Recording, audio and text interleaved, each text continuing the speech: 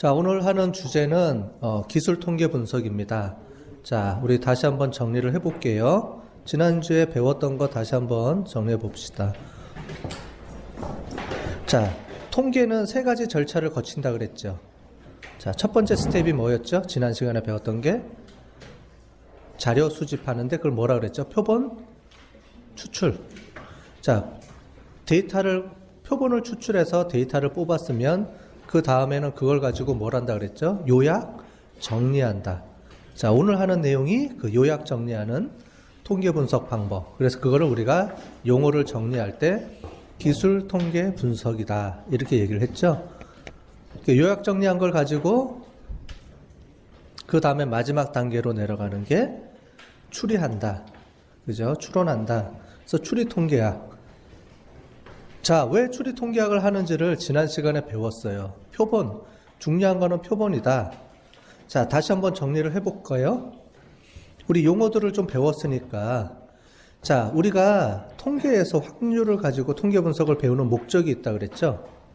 자, 그래서 첫 번째, 데이터를 조사하는데 무슨 조사를 할 수 없다 그랬죠? 무슨 조사? 전수조사. 공부들 많이 하셨네. 원래 일주일 지나면 다 까먹는데. 자, 첫 번째, 전수조사를 못한다. 다 조사를 할 수가 없다. 거의 대부분이. 그래서 우리는 차선책으로 뭘 선택한다? 무슨 조사? 표본 조사를 하게 된다. 그죠? 전체 중에서 일부분을 뽑는 걸 표본이라고 그랬죠? 표본 샘플링. 전수조사를 할 수 없다. 그래서 우리는 표본 조사를 한다. 근데 표본 조사를 하게 되면 뭐가 발생한다 그랬죠? 오차. 그렇죠. 뭐하고 뭐의 오차예요? 뭐하고 뭐의 오차? 자, 우리는 통계학을 하는 목적은 뭐라 그랬죠? 전체 집단, 즉 전체 집단의 진실된 값, 그걸 뭐라 그랬어요? 통계학적인 용어로는 모수. 전체 집단의 하나의 값, 진실된 값. 전체 집단의 키를 알고 있다 그러면은 평균 키를 내가 알고 싶은 거죠. 몸무게를 알고 싶다 그러면 모든 사람의 몸무게를 알고 싶은 거고. 자, 그런데 우리는 그거를 다 조사를 하면 알 수 있지만 다 조사를 할 수 없는 경우가 거의 많다. 그래서 우리는 어쩔 수 없이 그 중에 전체 집단 중에 일부분을 뽑는다. 자, 그렇게 해서 우리가 값을 구해요. 그 표본의 값이 구워지는 거죠. 그걸 우리가 통계량이라고 불렀어요. 그죠? 표본의 값은 통계량. 우리가 알고 싶어하는 진짜 값은 모수. 그죠? 그렇게 용어 정리를 했었죠. 그러니까 용어는 잘 모르더라도 전체 집단의 진실된 값인데 그를 구할 수가 없기 때문에 우리는 그 중에 일부분인 표본을 뽑아서 조사를 하고 표본의 값을 가지고, 그러니까 표본의 값을 구했는데 이 표본은 진짜 우리가 알고 싶어하는 모집단의 값, 모수 또는 진짜 값하고 뭐가 발생했다? 오차가 발생했다. 그 오차의 범위를 어느 정도까지 인정해 줄 거냐, 오차의 범위를 우리가 구하는 거예요. 근데 그 오차의 범위를 뭐 1cm로 키우면 1cm냐, 2cm냐 범위를 구해줘야 되죠. 그 범위의 값을 뭘 이용을 한다?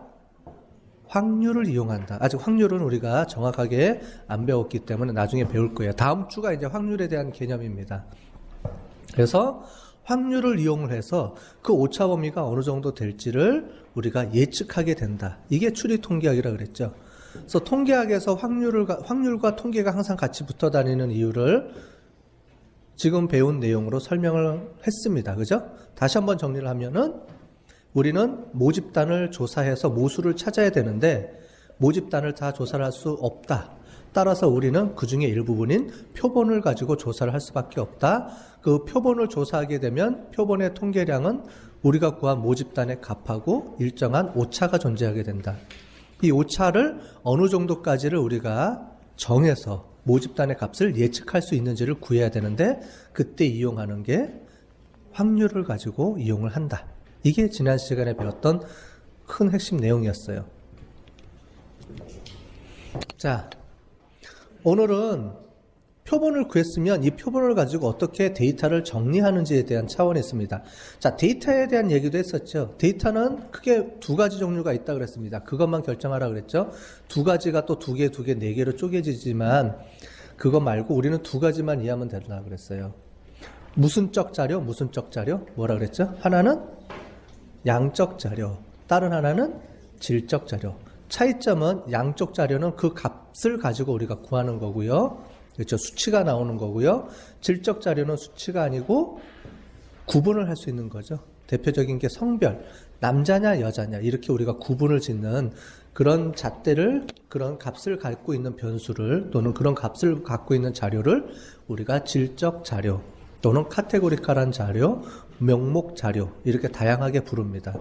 그렇지 않고 우리가 실제로 어떤 값을 갖는 거, 키, 몸무게, 온도, 시력, 점수, 모든 만족도 점수, 모든 값들은 거의 대부분이 다 양적 자료라고 부른다라고 얘기를 했어요. 자, 오늘 배울 때 질적 자료하고 양적 자료하고 그게 우리가 구했어요. 그럼 그걸 가지고 우리가 정리를 해서 보고서를 만들어야 되죠. 자, 그럴 때 그거를 우리가 기술 통계 분석이라고 했는데, 그렇게 할 때 질적 자료나 양적 자료냐에 따라서 우리가 보고서를 쓰는 방식 또는 정리하는 방식이 조금씩 틀립니다. 그거를 오늘 배울 거예요. 자, 기술 통계 분석의 기술 통계학. 여기서의 기술은 테크니컬한 의미의 기술이 아니고 설명하다라는 의미에서의 기술, 쓴다, 기술한다, 설명한다 그런 의미의 기술이라고 그랬어요. 그래서 요약 정리한다 라는 걸 보시면 되겠습니다. 자, 질적 자료는 표나 그래프에 의해서 자료가 정리가 되고요. 연속 자료는 수치가 있기 때문에 수치에 의한 자료 정리가 되는데, 대표적인 게 우리가 알고 있는 평균입니다. 평균. 뭐 다 알고 다 많이 썼잖아요. 평균 모르는 사람 아무도 없어요. 그죠? 자, 그렇다면 이 평균이 어떤 의미를 갖고 있고, 평균에는 그러면 우리가 알고 있는 n분의 1의 평균만 있는 게 아니고 다양한 방법의 평균을 씁니다. 그런 부분들을 뒤에 가서 조금 배울 거예요. 자, 그래서 원자료는 의미가 없기 때문에 표나 그래프로 정리를 한다라는 건데, 말한 대로 이겁니다. 자, 이 표를 가지고 자 보겠습니다.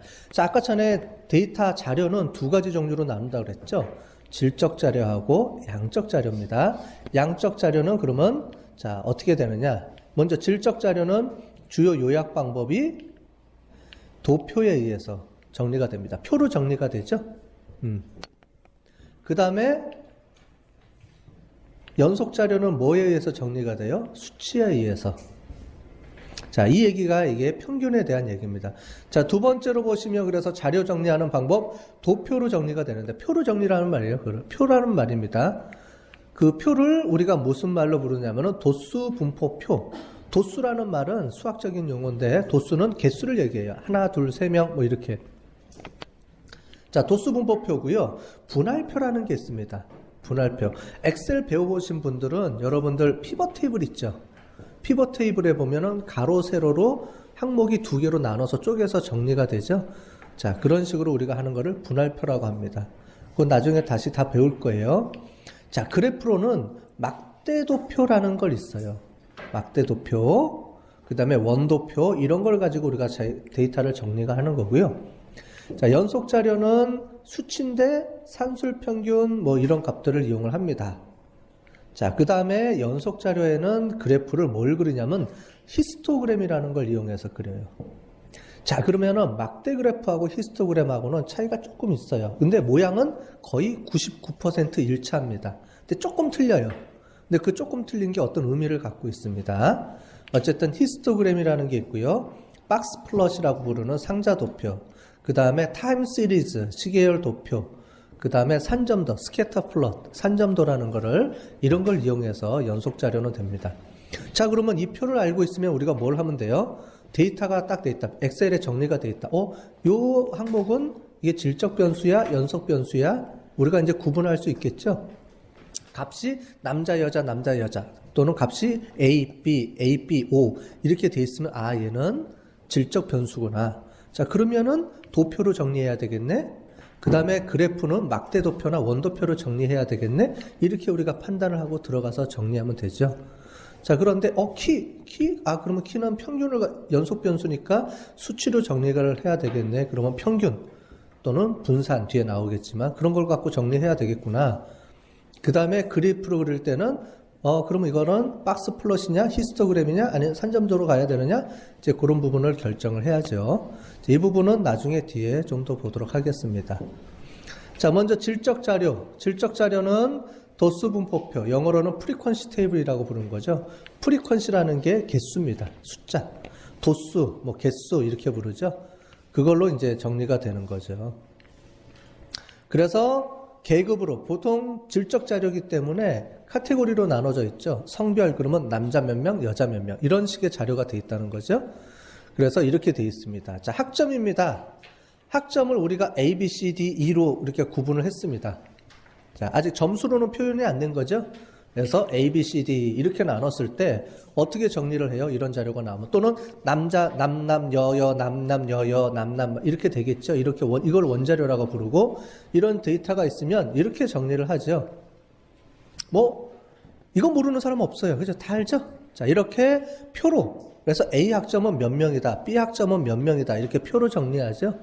남자는 몇 명이다, 여자는 몇 명이다 이렇게 정리를 합니다.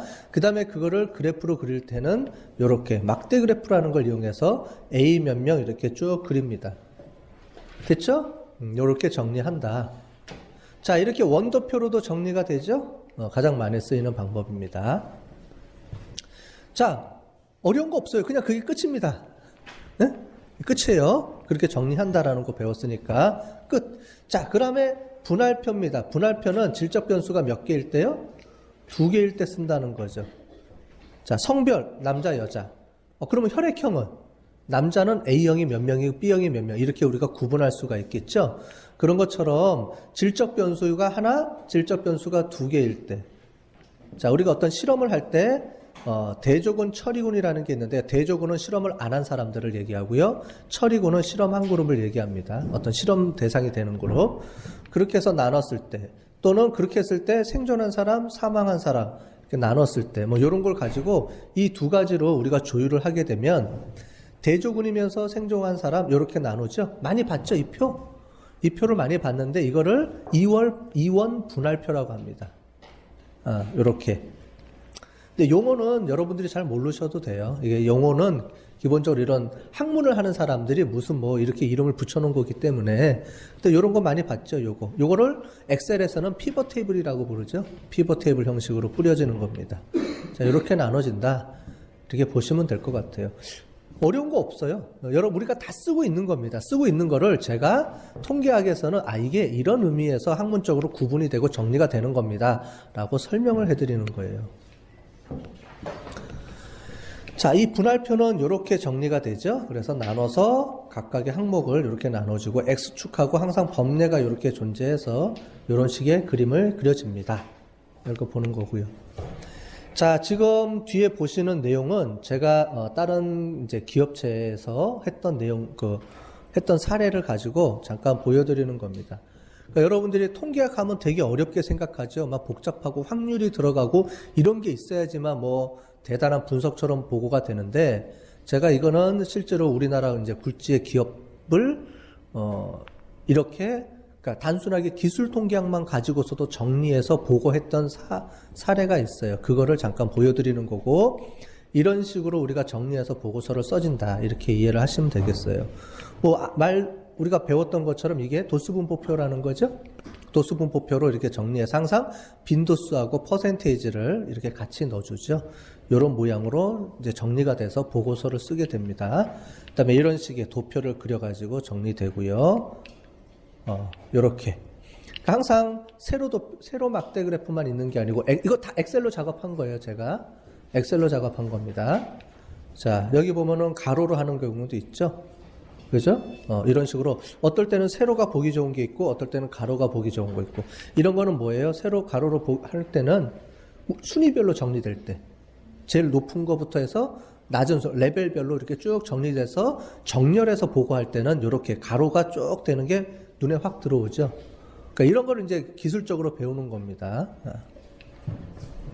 그 다음에 전체 퍼센테이지를 파이 도표로 안 하고요. 이렇게 가로 막대 도표에 이거를 누적 막대 도표라고 합니다. 누적시켜서 이렇게 100%를 기준으로 해서 이렇게 하는 이런 방법도 있습니다. 이런 것들을 잘 보시고, 우리 저기 그래프에 다 있으니까 딱 보고 나중에 여러분들이 보고서를 써야 된다. 그러면 요런 수치는 요렇게 정리하는 게 보기 좋을까? 요렇게 정리하는 게 보기 좋을까? 고민을 하시면서 그 그래프 보면서 선택하시면 돼요. 이렇게도 쓸 수 있죠. 다양하게. 그래프는 이렇게 한눈에 보기 좋게 표나 그래프를 정리하는 게 좋습니다. 좋습니다. 자, 기술 분석에서 질적 자료는 뭐 어려운 거 없어요. 그죠? 저 표로 정리한다. 계급, 그러니까 표로 정리해서 뭐가 몇 명이고, 뭐가 몇 명이고, 그걸 막대 그래프로 정리하고, 뭐 이렇게 해서 끝났습니다.